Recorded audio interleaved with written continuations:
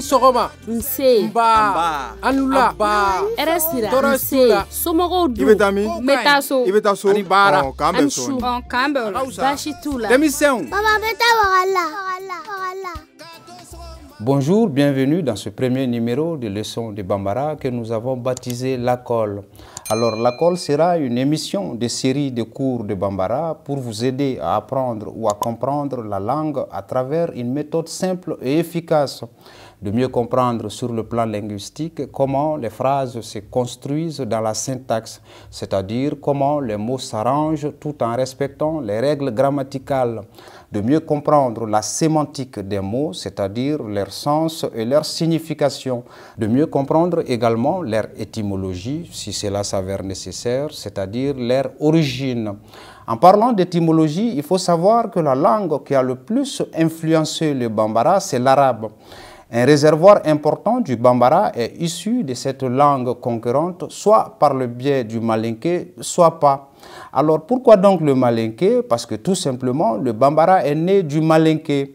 Cette langue parlée par des populations du Manding qui ont occupé une bonne partie du Mali et de la Guinée pendant des siècles avant de se disperser sur d'autres horizons de l'Afrique de l'Ouest après la chute de l'Empire. La Côte d'Ivoire, le Burkina, le Sénégal, la Gambie, la Guinée-Bissau, la Sierra Leone et le Libéria. Mais dans cette configuration, il faut noter le cas spécial des Bambara. Ce sont ces gens qui, bien avant même que l'Empire ne se périclite définitivement, ont ouvertement bravé, décrié le pouvoir en faisant sécession et en allant s'installer dans la région de Ségou où ils ont fondé leur propre royaume, d'où leur nom Bamanaou. Ce qui veut dire littéralement ceux qui ont refusé l'autorité du Massa, qui veut dire roi ou empereur en malinké. De par toutes ces mutations donc, le malinké, la langue mère, a connu des dérogations langagières plus ou moins importantes selon la distance qu'il a parcourue et dans le temps et dans l'espace.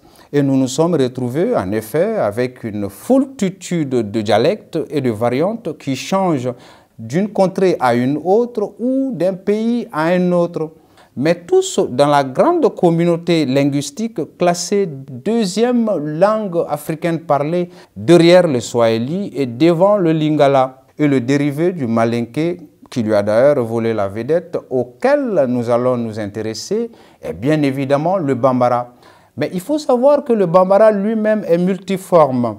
Et la forme particulière dont il nous sera question est celle parlée à Bamako. Bamako est la grande capitale du Bambara, le Mali étant le pays le plus bambarophone au monde.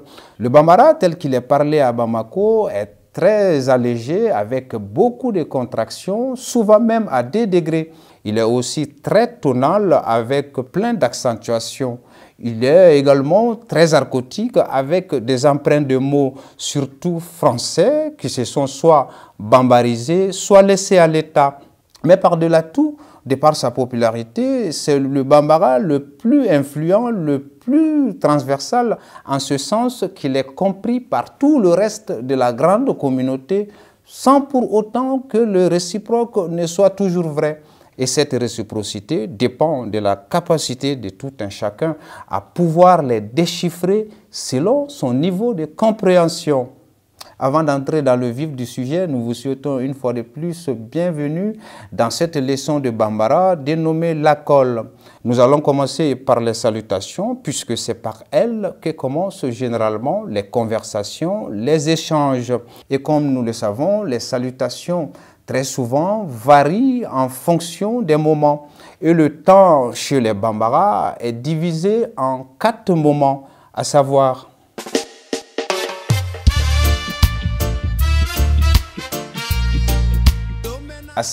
le matin, Sogoma ou Sogomada, commence dès l'aube jusqu'à midi.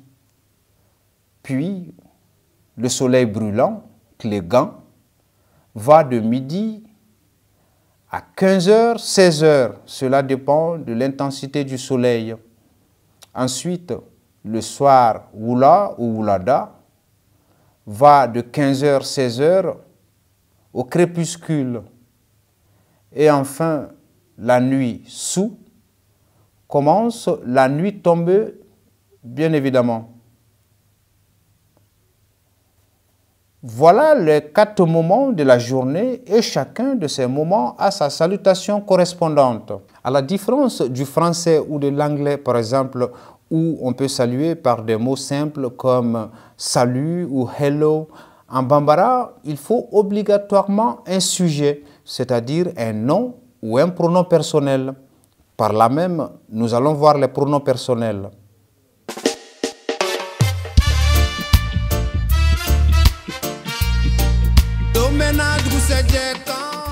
Je, moi, me se traduisent par né, N apostrophe, tu, toi, t'es, se traduisent par et, i, il ou elle, lui, les, la, se traduisent par aller, à, nous, on, se traduisent par en, vous, se traduit par au, à, il ou elle, au pluriel bien sûr, eux, se traduisent par olu, ou. Voici les pronoms personnels sur lesquels nous avons conscience qu'il aurait besoin d'explications, mais par souci de cohérence, finissons d'abord avec le temps et ses salutations. Et ça sera pour la prochaine fois. Merci de nous avoir suivis. À la prochaine.